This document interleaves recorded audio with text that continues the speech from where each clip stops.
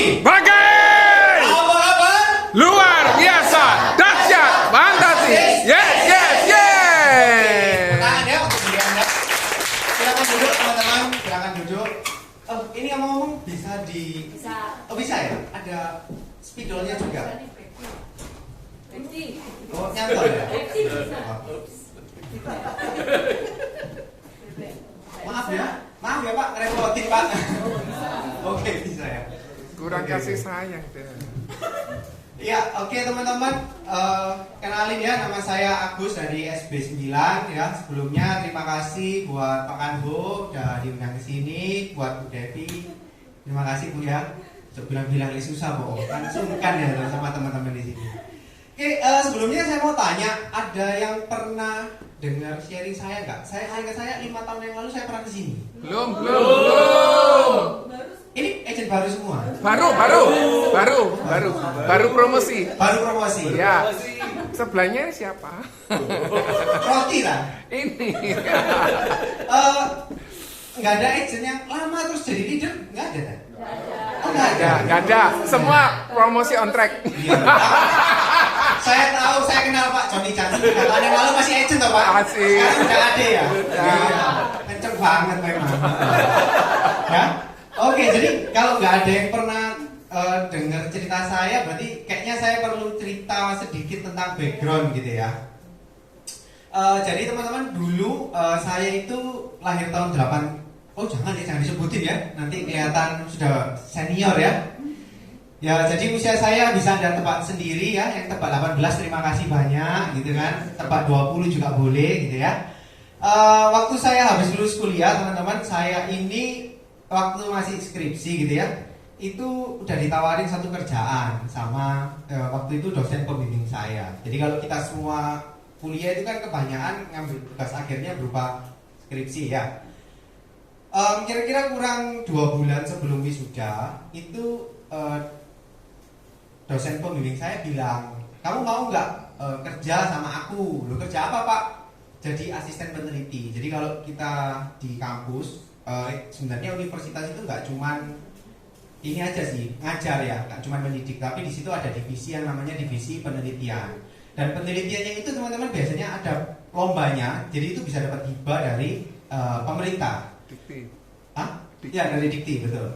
Nah waktu itu kebetulan dosen saya ini menang, saya lupa ya namanya apa, udah berapa tahun yang lalu. Pokoknya dia itu dapat dana hibah 2 miliar yang harus dihabiskan selama 2 tahun untuk meneliti. Waktu itu titel judulnya itu adalah prokrastinasi.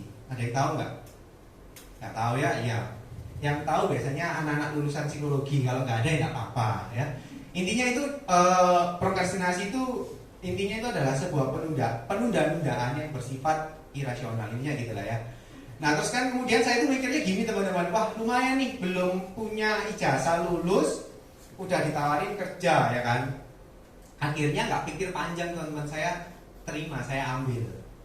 Nah waktu itu udah dibilangin di depan, gajimu itu 2 juta rupiah 2 juta rupiah, tapi selama 2 tahun ke depan nggak bisa naik ya kan. Jadi saya pikir pertama, 2 juta ya oke lah, kalau nggak salah 2011 itu UMR-nya 2,5 kali atau 2,7 gitu. Saya lupa ingat ya. Yang jelas lebih tinggi dari 2 juta. Saya terima, saya mulai kerja di sana 6 bulan pertama ya biasa aja sih, seneng-seneng aja kerja gitu kan. Terus habis itu saya mikir mulai ada yang keliru ini teman-teman ya. Mulai ada yang keliru. Jadi saya itu sempat ngitung gitu ya teman-teman ya. Saya tuh ngitungnya cuma simple sih. Waktu itu kan kerjanya kan satu minggu itu 5 hari ya. 1 minggu kerjanya 5 hari. Ya. Ini yang duduk di sini pagi-pagi ini ada yang statusnya karyawan? Oh tobat semua. Oh, tak pikir kok Joni gini tuh mau ngaju. Ternyata mau bener kamera. Iya. Waktu itu 5 hari, 1 hari kerjanya 9 jam teman-teman ya, 8 lah rata-rata ya, biasanya dari jam berapa waktu ya, lupa udah lama, 8 sampai jam 5 ya, 8 jam kurang lebih ya, 8 jam. Gajinya ini kok mati ya? Gak apa-apa, banyak stoknya. Gajinya waktu itu 2 juta teman-teman ya. Sehingga saya ngitungnya pakai matematika sederhana sih, 2 juta Berarti 1 minggu itu kan kerjanya 40 jam 1 minggu ya. 1 bulan ada 4 minggu. Ya. Berarti kan ada 160 jam, benar nggak? Ya. Tak bagi teman-teman, 160 jam. Lah aku tuh mau tahu, aku duduk di sana melakukan riset di depan komputer bergumul dengan data. Yang mana jujur aja teman-teman ya, tingkat kesulitannya itu lebih sulit daripada pendidikan S1 gitu ya, karena menggunakan statistik yang digunakan di S2 gitu ya. Itu berapa sih bayaranku? Karena saya merasa bahwa yang saya lakukan ini nggak semua anak S1 bisa. Bahkan beberapa kali saya ini menerima konsultasi, tanya-tanya gitu ya, anak yang ambil S2 tanya metode statistik ke saya, karena dosennya juga ngajar S2 gitu kan. Jadi saya mikir harga tenaga saya ini berapa? Ya saya hitung ini dibagi, berarti kan ini 200.000 bagi 16 ya. 12,5, cepet banget cicing ya, luar biasa. Nah saya mikir teman-teman, 1 jam saya duduk kerja, saya itu dibayar 12.500 rupiah per jam. Saya tuh mikirnya simple waktu itu, pertama kali saya mikirnya simple. Waktu itu kalau saya nggak salah ingat, tiket nonton di XX1 itu 25.000 teman. Kalau saya nggak salah ingat ya, 25.000. 25.000, terus habis itu saya mikir, berarti kalau saya mau nonton di XX1, kan kurang lebih film itu 1,5-2 jam ya. Berarti saya mau nonton 2 jam, saya juga harus kerja 2 jam. 2 jam. Kalau nontonnya bawa cewek, berarti untuk bisa nonton berdua, saya harus kerja 4 jam. Terus saya tuh mikir simple teman-teman, setauku nonton itu gak penting-penting amat. Maksudnya gak nonton ya gak apa-apa gitu kan. Tapi mau nonton aja harus kerja 4 jam. Saya tuh mikir ini kelihatannya ada yang keliru sama pekerjaan saya. Saya mikirnya gitu pertama. Terus berjalannya waktu semakin lama semakin terusik teman-teman. Kenapa? Karena saya mikirnya gini. 1 bulan dibayar 2 juta. Ini kalau hidup di Surabaya bisa nabung berapa ya kira-kira? Waktu itu teman-teman ya, karena masih tinggal sama orang tua juga, 1 bulan itu maksimal saya bisa nabung bersih itu 1 juta maksimal. Ya rata-rata 500.000. So anggap aja misalnya saya bisa nabung bersih 1 juta setiap bulan. Saya tuh mikir gini teman-teman, 1 tahun berarti saya cuma bisa nabung 12 juta. Waktu itu umur saya 21, karena saya ini lulus kuliahnya 3,5 tahun. 21, berarti kalau nikahnya kurang lebih, waktu itu mikirnya umur 26, 27, katakanlah 5 tahun lagi. Kalau 1 bulannya cuma bisa nabung 1 juta, berarti waktu nikah nanti 5 tahun lagi cuma punya tabungan 60 juta. Nah saya tuh mikir teman-teman ya, nikah model opo 60 juta ini? Kok rasanya nyewa IO itu, nyewa tempat, nyewa apa segala macam ya, rasanya itu 150 juta itu habis loh ya. Lah kalau kerjanya kayak gini, nah itu makanya saya tadi posting gambarnya almarhum Bob Sadino ya, ini kerja apa dikerjain gitu kan. Masuknya pagi, pulangnya sore, tapi kerja kalau kayak gini terus 5 tahun, penghasilannya kurang, ya kan? Dan saya itu sangat tahu sekali teman-teman. Pernah satu hari waktu saya masih kerja sebagai asisten peneliti, saya itu ketemu teman saya yang lagi kita ini jalan bareng. Dia ini kerjanya sama persis seperti saya, asisten peneliti, cuman kerjanya di Singapura. Jadi kalau saya ini asisten peneliti untuk dosen psikologi, kalau dia itu asisten peneliti untuk dosen IT, tapi di Singapura. Saya tanya, gajimu 1 bulan berapa? Gajinya itu puluhan kok teman-teman, berapa puluh, tapi dipotong pengeluarannya Singapura kan mahal ya, sewa apartemen apa, dia 1 bulan itu kurang lebih bisa saving 10 juta, savingnya loh. Saya mikirnya gini teman-teman, gila ya, di Indonesia kerjanya sama, titelnya sama, dibayar 1 juta savingnya. Kalau di Singapura savingnya 10 juta kok. Wah, ini buat saya gak masuk gitu teman-teman ya. So, tanpa berpikir terlalu panjang, saya putuskan untuk resign teman-teman. Ya, dengan berbekal waktu itu 20 bulan saya bekerja sebagai asisten peneliti. Otomatis waktu itu saya mau cari kerjaan yang lain dong, ya kan? Saya mau cari kerjaan yang lain, saya coba apply teman-teman. Ternyata pengalaman kerja saya 20 bulan itu tidak memberikan tambahan income. Jadi saya dihitung kayak fresh graduate gitu. Jadi saya mikir, gila ya, ini ngelamar kerja baru 3,5 juta 1 bulan. Berarti kalau 1 tahun bisa saving berapa? Saya itu cuma mikirnya gitu teman-teman. Karena menurut saya kalau gajinya nggak 5 juta, itu kita sebagai anak muda kurang teman-teman ya. Karena untuk biaya nikah, belum beli mobil, belum beli rumah, itu kurang kalau di Surabaya. So saya pikir saya harus cari kerjaan yang waktu sekali masuk bisa kasih saya income 5 juta. Nah, di ruangan ini ada nggak yang waktu pertama kali masuk gajinya 5 juta? Ada nggak? Ada nggak? Ya. Oh nggak ada. Oh ini jangan-jangan Di atas. oh iya ya, benar-benar aktivis banget ya. Bisa di atas, bisa pertama kali langsung join pro semua tuh. Ya. Jadi nggak tahu di luar sana gajinya berapa ya. Oh nggak ada yang pernah ikut orang nggak? Oh nggak pernah, namanya aku tok guys. Oh iya.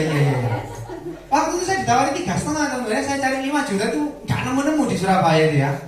Terus akhirnya teman-teman, saya belum ngambil pekerjaan yang manapun karena saya mikirnya simple gini teman-teman ya. Coba teman-teman pikirin nih, nggak tahu apakah anda ada yang lagi kerja ikut orang, saya nggak tahu. Tapi waktu itu saya mikirnya gini, kalau pertama kali masuk dapat 3,5, kalau mau dapat gaji 5 juta, caranya gampang teman-teman ya. Kalau anda stay di perusahaan itu, asumsi 1 tahun naik 10%, itu kurang lebih dalam waktu 4 tahun gajimu 5 juta. Nah ya kan, tapi harus tunggu 4 tahun, benar nggak? Saya kan maunya instan, saat itu juga masuk langsung 5 juta. Atau yang kedua, kamu tetap mulai dengan 3,5, tapi kamu promosi jadi supervisor atau manager, benar nggak? Kalau promosi pasti naik, betul ya? Ini nggak ada yang ngangguk, berarti saya yakin tidak ada yang pernah jadi karyawan semua ya. Langsung ini semua ya, prudent semua, full time, oke? Nah, habis itu saya mikir teman-teman, loh kalau mau jadi supervisor berarti kan harus masuk jadi staff. Seumpama nih, saya kan dari psikologi ya, jadi kan kerjanya biasanya HRD ya di pabrik kan. Kalau jadi HRD, setahu saya biasanya itu ada manajer HRD, terus ada supervisor HRD, terus ada staff, biasanya staffnya antara 3 sampai 5 orang. Saya mikir kalau mau naik jadi supervisor, berarti caranya kemungkinannya 3 teman-teman. Saya mikirnya gitu. 1, kalau nggak supervisornya itu kerjanya nggak becus, dipecat, sehingga 3 sampai 5 orang ini ada yang dinaikkan, 1 jadi supervisor. Masuk akal ya? Cara yang kedua, perusahaanmu ekspansi, dia buka di kota lain, terus dia mau ambil karyawan dari kantor sebelumnya untuk dipindahkan ke sana, tapi jabatannya naik. Bisa juga ya? Nah, yang ketiga teman-teman, supervisornya meninggal dunia dan saya gantikan. Ya loh. Saya mikirnya gitu cara untuk naik jabatannya. Lah cuma saya mikir, lah dari 3 kemungkinan ini, kemungkinannya berapa persen terjadi ya? Kok rasanya saya itu juga punya teman-teman teman yang kerja di perusahaan. Terus saya tanya, supervisormu sudah kerja berapa lama? 7 tahun, 10 tahun, 15 tahun. Lah saya mikir, lah gitu kapan aku promosi ini? Iya toh? Jadi menurut saya nggak cocok kalau saya harus kerja ikut orang. Sehingga saya ini luntang-lantung tidak berpenghasilan kurang lebih 2 bulan ya. Terus habis itu ibu saya, mama saya mungkin agak miris juga ya melihat anaknya laki-laki kok lontang-lantung gitu ya. Terus dia bilang, dia nyeletuk, loh kamu ini gak mau tak kerja ikut kokomu. Jadi kakak saya itu tahun 2012 dia itu levelnya SUM teman-teman ya. SUM tahun 2013 nya promosi AM. Lah terus saya itu tanya nih sama mama, enggak males ikut koko, sungkan nanti dipikirin masuk perusahaan situ. Jadi kan saya nggak ngerti budaya itu apa ya. Nanti dipikirin masuk perusahaan situ karena koneksi, aku nggak mau. Ya kan anak muda idealismenya tinggi, betul ya yang muda ya? Atau nggak ada yang muda sama sekali lagi? Ya betul ya, kalau biasanya anak muda idealismenya tinggi ya. Nah terus habis itu mama saya bilang, loh tapi kokomu ini penghasilannya besar. Lah tak pikir teman-teman ya, Prudential itu kayak modelnya kayak sales bank gitu loh tak pikir ya. Paling besar-besar 10 sampai 12 juta, tak pikirnya gitu. Oh iya tak, emang berapa mah? Kemarin orangnya datang, tak tanyai, katanya penghasilannya 60 juta sebulan. Saya teman-teman langsung bilang gini, gak mungkin mah, koko itu bohong. Loh kok iso? Lah iya lah mah, mana ada mah. Mama ini kerja ikut orang, baru waktu itu 4 tahun kerja ya di Prudential.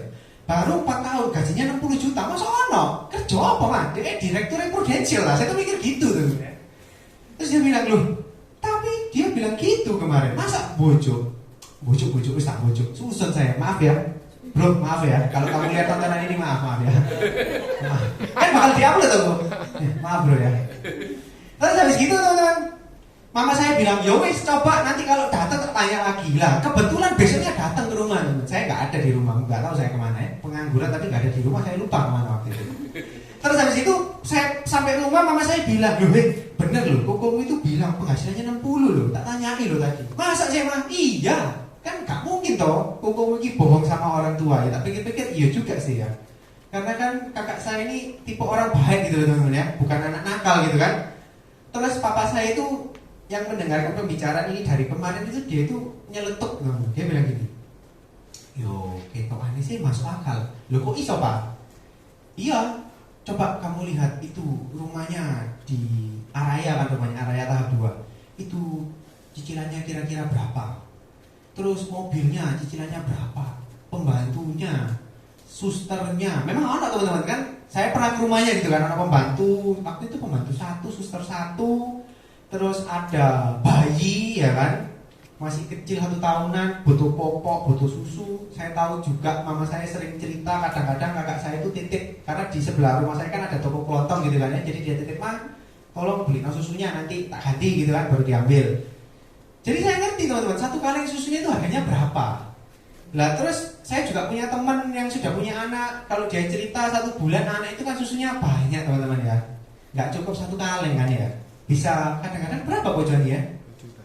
2 juta. Itu berapa puluh tahun? Oh itu berapa puluh tahun? Enggak, kalengnya bisa kata-kata 8 ya kalau nggak salah ya, 8 sampai 10 ya.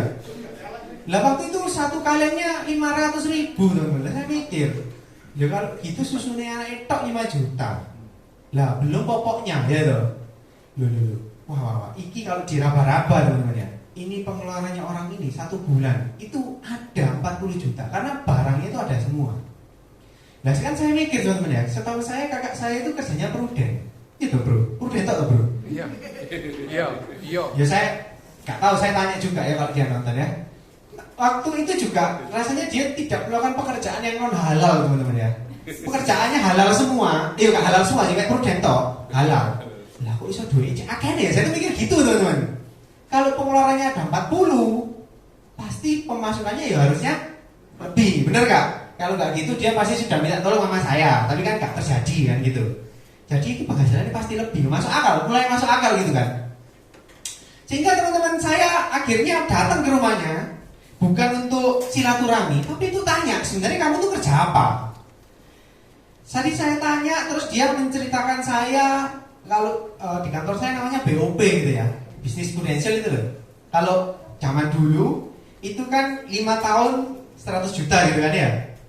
Nah, waktu itu teman-teman saya diceritain jujur aja ya, saya gak nyantol teman-teman. Iki kerjaan apa? Tahun pertama jadi agent, gajinya penghasilannya sekian, gitu. Komisinya segini, gak masuk teman-teman. Saya ini ambiar gitu ya, bukan fansnya Didi Kempot, bukan ya teman-teman ya. Tapi ambiar gak ngerti gitu, ini ngomong apa gitu kan.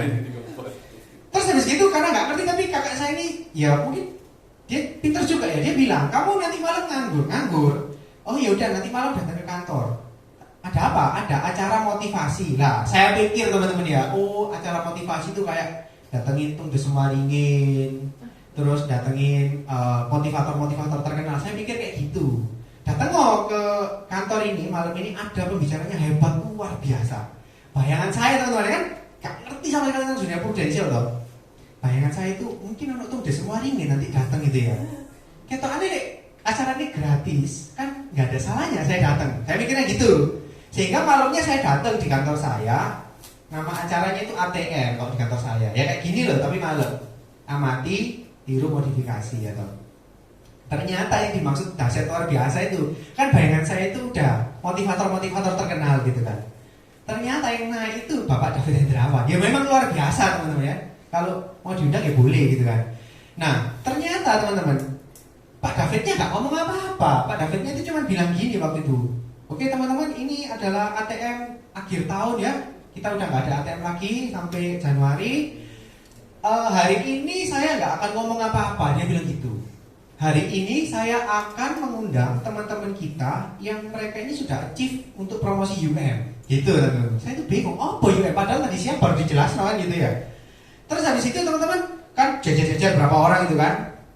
Ada yang cerita bla bla bla. Jujur teman-teman, saya nggak ambil ini sampai sekarang, kecuali satu orang. Nah, satu orang itu adalah Bapak Faisal namanya. Masih ada, masih sering kontak sama Bu Devi ya. Iya, kadang curhat ya, Pak dibales Pak gitu ya. Maaf loh Bu, chatmu numpuk soalnya. Kebiasaan saya kalau udah numpuk gak tak scroll. Maaf ya. Nah, jadi Pak Faisal itu teman-teman 2012 akhir dia itu naik, dia itu masih agent statusnya. Dia itu naik. Anaknya kayak anak saya aja ya. Pak Faisal ini badannya kecil teman-teman, sampai sekarang masih kecil, lebih kecil dari saya. Lu tahu kenapa Bu? Kira-kira ibu sangat mengenal Pak Faisal. Oh enggak ya? Leadernya siapa?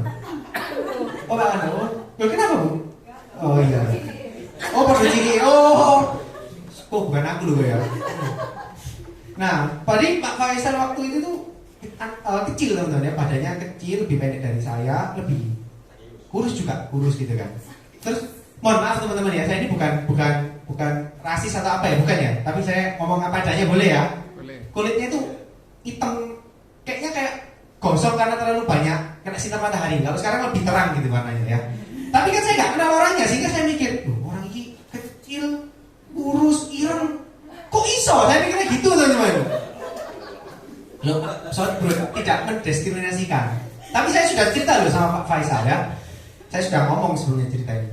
Terus habis itu teman-teman saya lihat di depan, dia itu cerita, dia itu intinya dari Ponorogo kalau nggak salah. Terus dia itu nggak punya pasar, sehingga dia itu kanvasingan ke Madura. Di Madura dia bisa buka pasar, sampai sekarang kan dia punya tim tuh di Madura. Bla bla bla ceritanya gitu. Waktu itu dia cerita, waktu bangun pertama kali di Madura, dia itu ngekos teman-teman ya, di kamar kos yang kecil.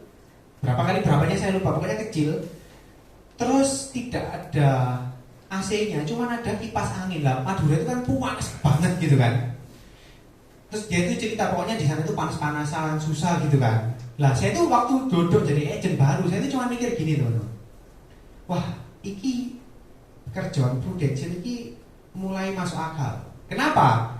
Karena menurut saya di dunia ini teman-teman, tidak ada sesuatu yang gampang, bayarannya besar. Saya ulangi ya, di dunia ini tidak ada sesuatu yang gampang, bayarannya besar. Iya loh, kalau gampang dan bayarannya besar, mungkin yang tukang sapu jalan, tukang ambil sampah itu kan pekerjaan yang tidak memerlukan pikiran ya, kalian ya, cuman ya kemampuan fisik aja gitu kan. Bayarannya bisa gede loh teman-teman, mungkin ya, bisa mungkin 12 juta, 15 juta, tapi kan nyatanya enggak. So saya mulai pikir teman-teman, iya ya, di dunia ini kan tidak ada kerjaan gampang